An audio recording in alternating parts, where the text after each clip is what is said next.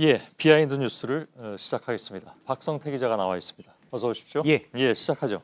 네, 첫 키워드는 친박의 재분류화로 잡았습니다.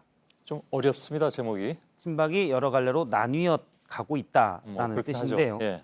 예, 홍문종 자유한국당 의원이 지난 주말 대한애국당 장외 집회에서 일단 탈당 가능성을 시사했습니다. 직접 들어보겠습니다. 예. 이제 저도 참을 만큼 참았어요. 기다릴 만큼 기다렸어요. 기천명의 평당원들이 여러분과 함께 태극기를 흔들기 위해서 탈당 선언을 할 것입니다, 여러분. 예. 네, 홍 의원은 친박 핵심으로 분류되었는데 난 탈당할 수 있다. 다른 친박 당원들도 나갈 수 있다라고 얘기한 겁니다. 그러니까 자유한국당에서 나와서 예, 뭐 애국당으로 간다는 건가요, 그럼? 그럴 수도 있고 예. 또 다른 신당을 만들 수도 있고 그렇게 해석이 됩니다. 예. 조원진 대표는 일단 홍문종 의원의 결단만 남았다고 얘기한 바가 있습니다. 예. 홍 의원은 최근 두세 달 동안 대한애국당의 이른바 태극기 집회에 계속 참석해 왔는데요. 홍 의원 발언 때문에 친박 신당이 진짜 만들어지냐 얘기가 있었습니다. 예. 그래서 제가 과거에 얘기됐던 주요 친박 의원들의 현 상황을 쭉 취재를 해봤는데요. 과거에는 뭐 친박이 이렇게 진박, 중박, 뭐 망박까지 계급표까지 돼 있었는데 일단 친박 핵심으로 분류됐던 김재원 의원의 경우 최근엔 황교안 대표에게 정무적 조언을 많이 하는 것으로 알려졌습니다. 예. 역할은 맞지 않았지만 중요한 부분을 하고 있는 것으로 당내에서는 보고 있고요. 강성 친박으로 분류됐던 이장우, 김태흠, 박대출 의원 등은 얼마 전 패스트트랙 반대 삭발에 같이 참여했습니다. 현재는 친황 체제의 주요 버팀목이다라고 볼 수가 있습니다. 예. 사실상 친박이 친황으로 바뀌어서 홍문종 의원이 나갈 경우 다른 의원들이 따라 나가기가 쉽지 않다는 분석입니다. 예. 그 원래 친박 핵심이라고 하면 옛날에 복심으로 불렸던 예. 이정현 의원도 있었고, 뭐 김진태 의원은 이른바 태극기 집회도 자주 나갔었지 않았나요? 그렇습니다. 그래서 제가 이정현 의원에게 물어봤습니다. 이정현 의원과 서청원 의원은 이미 탈당해서 무소속으로 있는데요. 혹시 홍문종 신당에 관심이 있느냐라고 묻자 털끝만큼도 관심이 없다.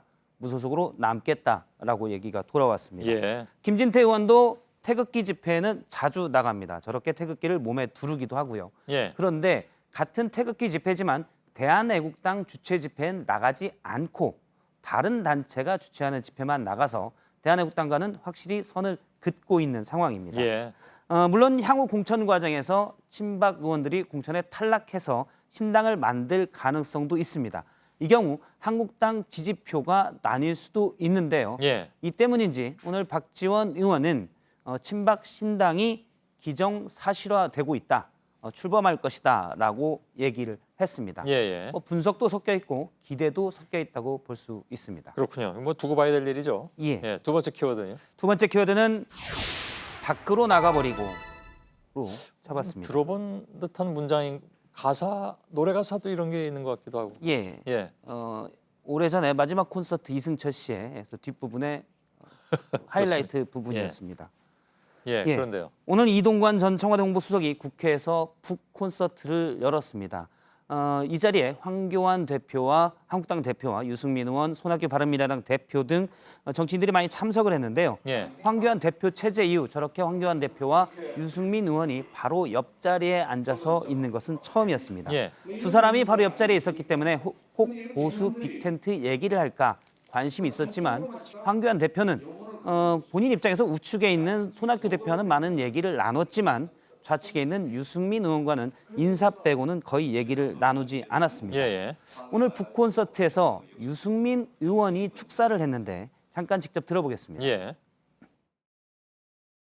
특히 우리 손학규 바른미래당 대표님 계시는데 제가 이렇게 축사를 해서 안 그래도 저를 곱게 보시지 않을 건데 예. 예. 보통 저런 자리에서는 의전을 많이 따졌는데 축사를 손학규 대표도 하지 않고 황교안 대표도 하지 않았습니다. 예. 그런데 유승민 대표가 축사하는 중에 황교안 대표가 자리에서 일어나서 나갔습니다. 예. 맨 앞자리에서 일어나서 나가기가 쉽지 않은데 정작 손학규 대표 말고 황교안 대표가 일어나서 나가서 많은 사람들이 좀 눈길을 받았고요. 금방 표가 났겠군요. 예, 그렇습니다. 예. 유승민 의원 다음에는 김용태 전 한국당 사무총장이 또 축사를 했는데 이 자리에서는 한국당 중심으로 당이 통합돼야 된다라고 얘기를 했습니다. 예. 또 그러자 자리에 앉았던 유승민 의원이 축사 중에 일어나서 나갔습니다. 바른미래당의 전 대표이기도 하니까. 예. 예.